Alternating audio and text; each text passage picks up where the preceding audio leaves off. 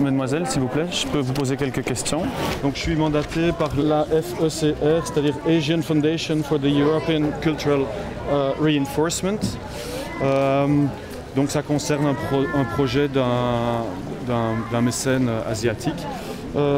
Qu'est-ce qui vous motiverait à quitter le pays? Un autre emploi? Oui. Vous pouvez répondre plusieurs choses. Non, alors pour un autre emploi. Un autre emploi? Pas, ouais. La densité de population?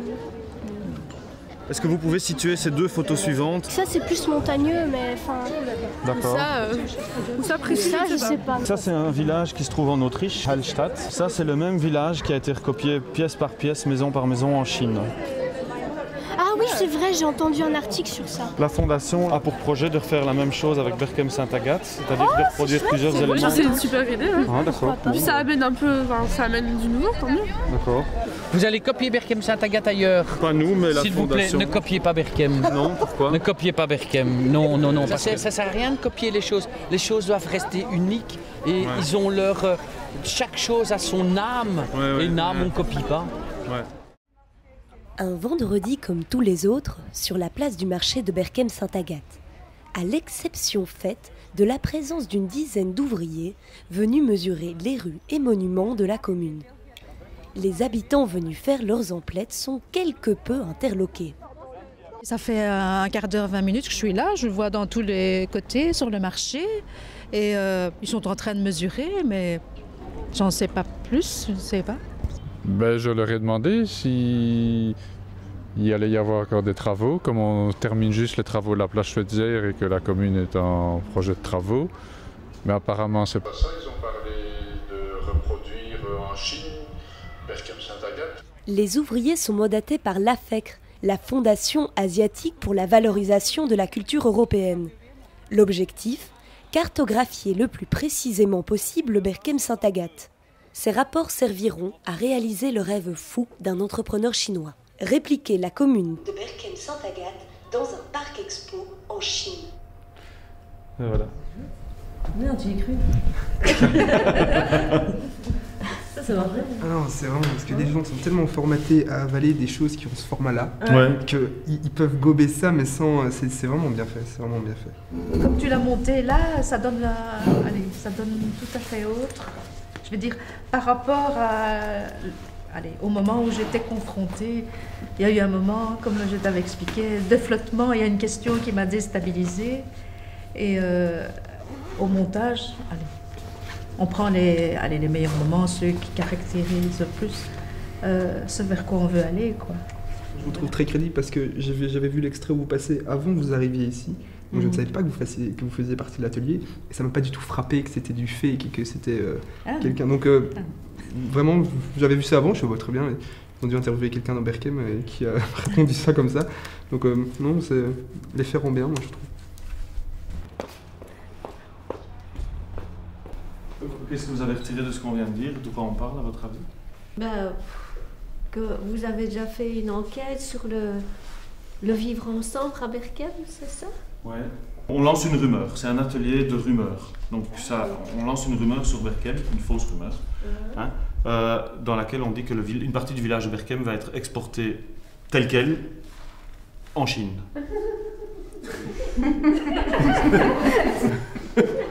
Ça vous fait rire? Oui. Ah, c'est bien. Pourquoi? Parce que vous avez eu cette idée avant ou quoi? Entre Berchem et la Chine, ça doit quand même être fort différent. Et exporter les choses telles quelles dans un autre pays, c'est un peu spécial, quoi. Ça s'est jamais marché, genre de truc. La carte de Berchem, je peux vous embrasser. L'image de Berchem-Saint-Agathe, comme vous ne l'avez jamais vu. Alors, D'abord, vous êtes des Berchemois typiques tous les deux? Toi aussi, tu es un Berchemois typique? Oui, alors on vous applaudit. merci.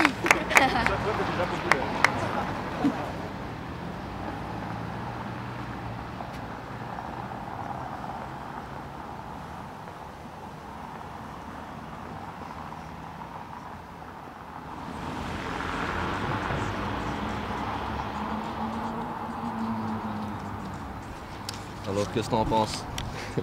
Félicitations. Et si ça fonctionne, pourquoi pas. Finalement, on a eu peu de réactions sur l'ensemble des choses qu'on a proposées. On a eu des réactions sur le vif, mais on n'a pas eu de réaction par la suite.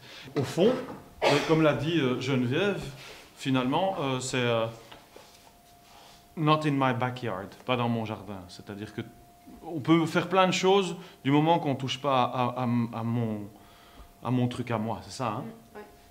Et en TGV, tant qu'il passe pas dans mon jardin, c'est pas grave. Le TGV, c'est super, du moment que ça passe pas dans mon jardin. Et au fond, nous, dans cette proposition ici, on n'a jamais vraiment été dans le jardin des gens. On n'a pas été leur dire, on vous oblige, vous vous rappelez au début, on avait dit, on vous oblige pas à prendre votre maison, à la démonter pièce par pièce. On voulait être bienveillant. Et donc, c'est peut-être pour ça, tout simplement, que les gens n'ont pas réagi. C'est vraiment vrai? Bah, nous, on fait des petites actions en fait pour sensibiliser à ça parce que voilà, nous ça nous pose question un peu que ce soit pas plus mis en débat parce que voilà, de recopier la maison de quelqu'un, éventuellement il parle aussi de transplanter carrément des bâtiments, donc sans faire une copie mais vraiment d'enlever des choses voilà. Carrément.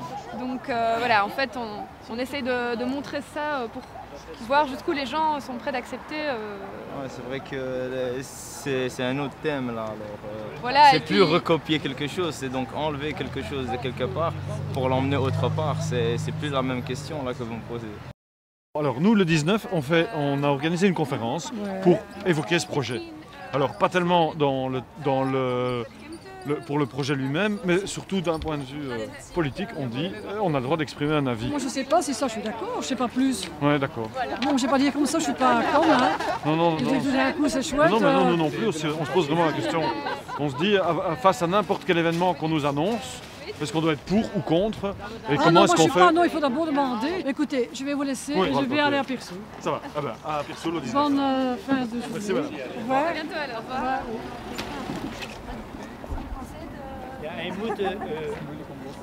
Ce qui est remarquable, donc, c'est que au moment où je montre cette image-là à madame, voilà. Comment? Elle dit qu'elle ne les connaît pas, ces gens-là. Elle ne reconnaît pas que c'est en fait Brigitte qu'on vient de... Et puis, je pense qu'elle ne m'a pas reconnu mesurer. Quand on voit comment les personnes sautent à pieds joints dans cette histoire, ça fait peur parce que, bon, on l'a vu déjà de par l'histoire, on peut faire croire n'importe quoi. Ce qui a permis de développer, donc de pouvoir utiliser des outils pour lancer une rumeur et influencer les gens au niveau des ateliers, c'est de pouvoir gérer ses émotions. Donc on nous a appris par rapport à une zone 0 où on est neutre, de partir vers tout ce qui est positif, gai, et puis redescendre vers ce qui est plus renfermé, plus agressif. Le 5, c'est l'état, en théorie, on ne devrait presque rien raconter. C'est comme la page blanche. Pensez à votre regard un peu, à l'ouverture. Maintenant, on va passer au numéro 6, c'est-à-dire qu'on est un petit peu plus joyeux que bambou. Ça peut se refléter bien sûr dans le rythme, dans l'attitude, dans le visage aussi. Maintenant, on peut peut-être passer au 3. On se rapproche donc de plus en plus de la tristesse.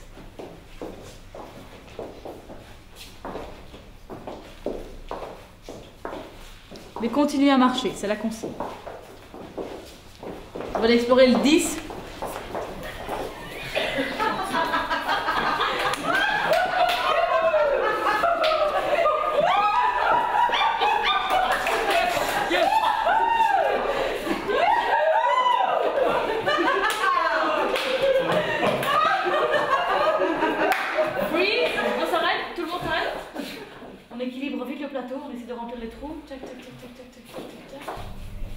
Et c'est là où vous nous en rendez peut-être pas compte en le faisant comme ça tous ensemble, mais j'espère qu'on aura l'occasion de s'observer l'un l'autre, parce que quand un groupe ensemble est d'accord justement sur ce référent 6, 7, nanana, eh bien c'est très fort en fait, l'image est très forte de l'extérieur. Donc ça c'est super intéressant aussi pour nous, au niveau de notre travail dans la rue, de pouvoir se rendre compte qu'on peut créer des images tous ensemble, aussi en se mettant d'accord sur un même état. Voilà, il est 1h20, on a encore 1h25, on a encore 2-3 participants qui vont nous rejoindre et qui sont, en tout cas Christophe et Brigitte, ça c'est sûr. Donc l'idée c'est d'aller faire une manifestation. Au départ on avait envie de faire 2 manifestations qui peut-être se recroiseraient, et donc une pour, une contre ce projet d'exportation de Berkem en Chine. Finalement on en fera une pour, avec un maximum de gens donc, qui sont pour ce projet. Comme le disait France, ça nous change un peu des manifestations qu'on fait en général en étant contre le projet, donc ça crée un premier décalage. Et alors moi j'aime aussi bien l'idée qu'on ait une personne qui soit contre, le contre-manifestant. Un peu l'idée qu'on a le droit, même quand on est tout seul, à penser une chose, à l'exprimer, et que ça peut être intéressant de voir ce que ça provoque comme image au sein des gens qu'on rencontre, d'avoir 12 personnes d'un côté et une personne de l'autre. Alors pour ça, on a des documents. Il est ici recto verso français-néerlandais. Ça fait en français « Halte aux fausses rumeurs, communiqué conjoint des amis du BSA Parc Expo et de la FECR. Oui, Berkem sera copié en Chine. N'est-ce pas une formidable reconnaissance pour la commune? Une opportunité de faire connaître des produits typiques de la région, de lancer des ponts commerciaux en cette période de crise, avec la région asiatique si dynamique? Oui, certains Berkemois partiront au Kingdom pour exercer leur métier d'origine dans le parc. Et certains commerces seront répliqués sur place. Pourquoi nous empêcher les uns les autres de réaliser ces rêves? Ni hao. Hein? Ni hao. Ça veut dire bonjour en chinois.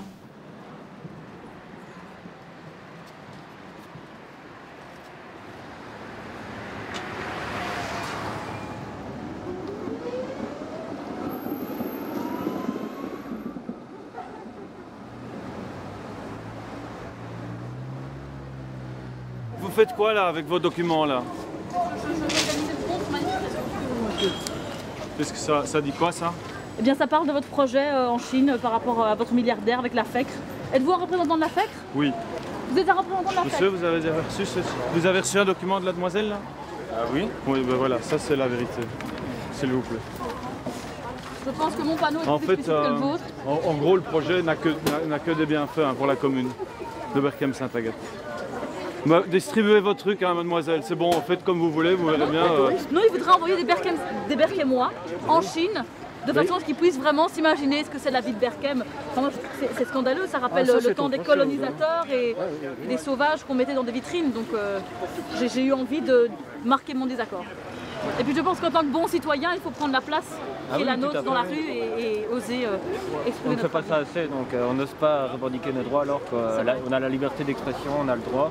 Et en fait moi je suis contre, donc j'ai décidé de créer un comité où chacun pourrait venir s'exprimer. C'est le reflet d'une société qui prend des décisions sans demander l'avis du peuple, hein, quelque part. Hein. Tout à fait.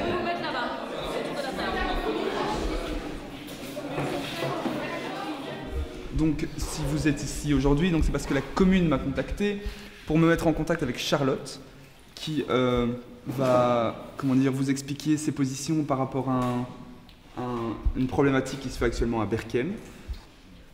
Eh bien, figurez-vous que Berkem-Saint-Agathe a été choisie pour être reproduite à l'identique. Exactement. Et dans quel pays? La Chine. La Chine. Est-ce que vous avez des questions à me poser à moi? Pourquoi Berkem? Selon vous, pourquoi Berkem? C'est une belle commune, je trouve. Sauf que la place, elle est un peu ratée maintenant. La place de Sam, apparemment, celle-là, il va pas la prendre. Au lieu de reproduire Berkem, pourquoi ne pas simplement venir au lieu de gaspiller son argent à ça? Parce que s'ils veulent reproduire Berkem, je suppose que c'est aussi un minimum pour son bien-être et sa convivialité. Et je crois qu'il n'y a qu'en allant, en te déplaçant dans un milieu que tu peux le comprendre. Moi, je suis d'accord avec toi. Il faudrait qu'on parle au milliardaire chinois pour lui demander son avis. Alors, par exemple, ici, en bas, on va faire aussi comme ça une montée avec des roubets. Quand ils font tout à l'identique, ils font tout à l'identique. Mais donc, aucun d'entre vous n'avait entendu parler de ce projet, jamais. Ok? Donc, vous êtes quand même d'accord avec moi qu'il y a un manque de transparence. si ça existe, il faut quand même qu'ils nous expliquent un peu. Ce que je vous propose qu'on fasse maintenant, j'aimerais bien qu'on fasse 2 groupes de gens qui seraient plutôt pour ce projet et de gens qui seraient plutôt contre ce projet, dans leur idée. Okay, et on va nous-mêmes ici organiser un débat pour qu'on puisse voir comment est-ce qu'on argumente, comment est-ce qu'on trouve des bonnes raisons ou des mauvaises raisons de faire les choses. Qui est pour? Vous pouvez aller peut-être à la porte bleue là-bas, les gars. C'est moi l'orateur, il faut un assistant. Ce qui fait sens, c'est que le fait de les obliger à trouver des arguments, ça les oblige à réfléchir à la situation.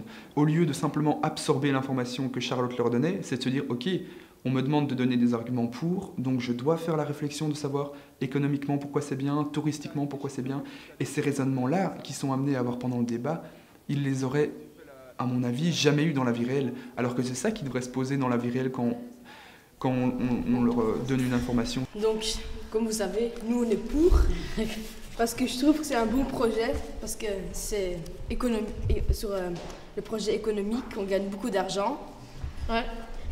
Nous on est contre. Il y a quand même l'authenticité de la commune qui est à respecter. Et il y a aussi, il faut pas oublier que ça c'est peut-être un caprice du milliardaire.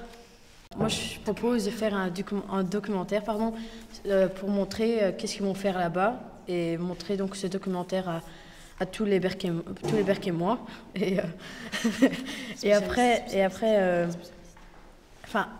le documentaire je ferai comme un bureau de vote et laisser les Berquémois choisir s'ils sont pour ou contre.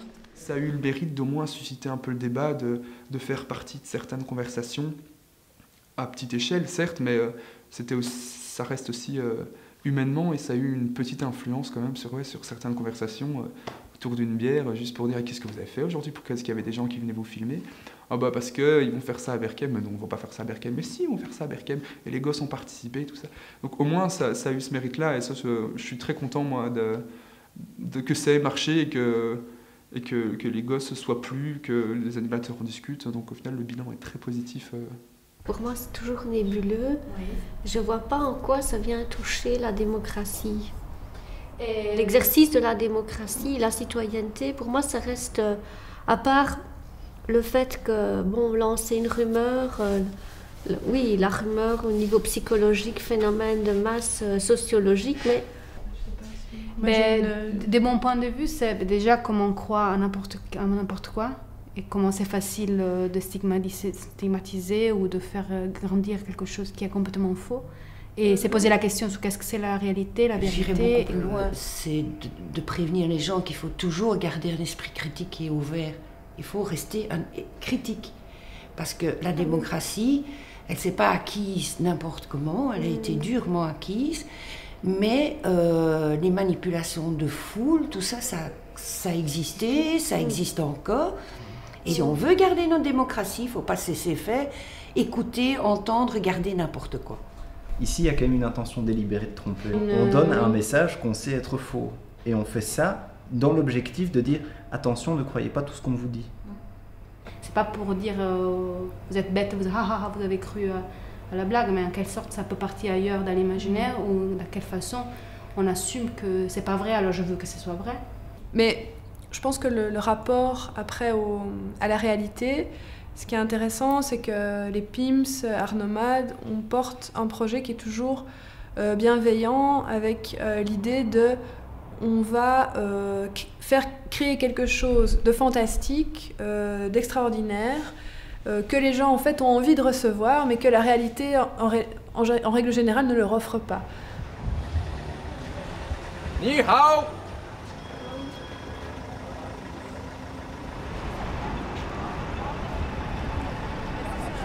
Hoi! Ni hao!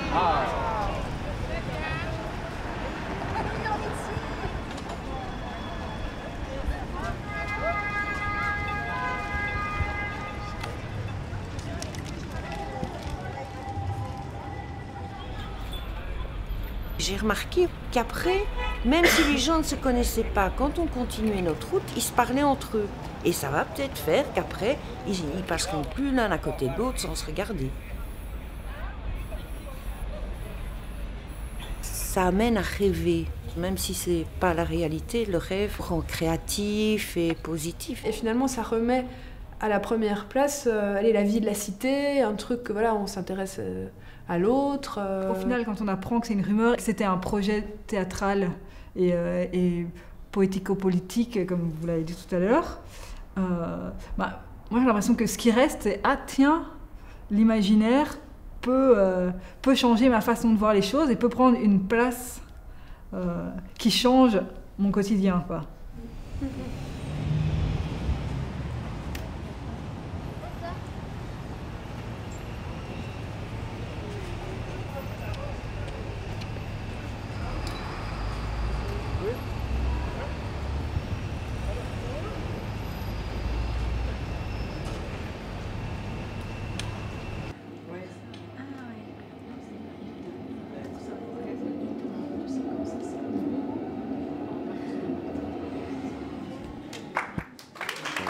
Sortir des agents de la FECR, Asian Foundation for European Cultural Reinforcement, ce qui fondamentalement ne veut rien dire, sauf que si on le traduit en français, c'est la Fondation asiatique pour le renforcement de la culture européenne, et donc c'est bien la farce en français.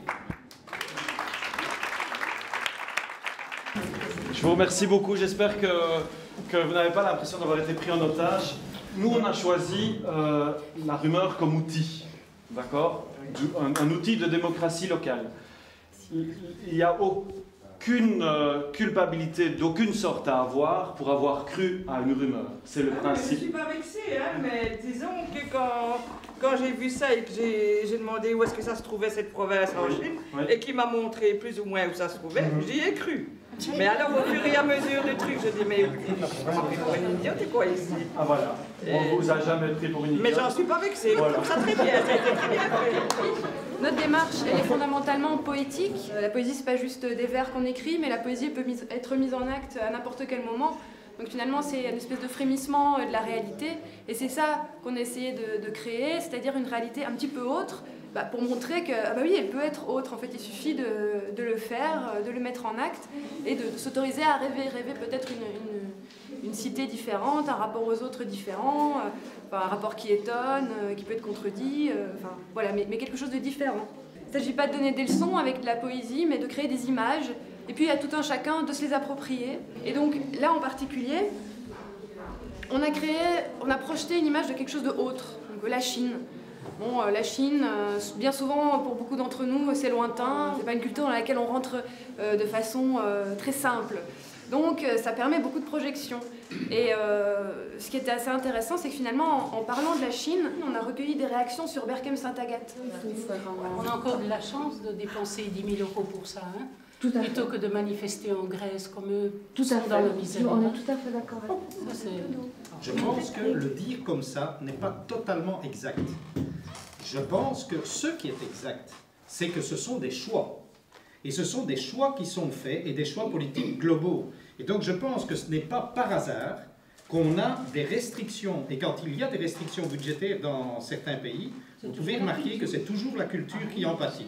Or, plutôt que de faire des spectacles qu'on appelle de grande diffusion, qui plaisent à tout un chacun, mais qui ne questionnent pas beaucoup, de faire une culture qui nous questionne les uns les autres. Et donc, ça mérite d'être posé aussi dans ces termes-là. Est-ce qu'on investit ou pas de l'argent dans des choses qui sont culturelles et qui méritent d'être soutenues? Merci de le dire.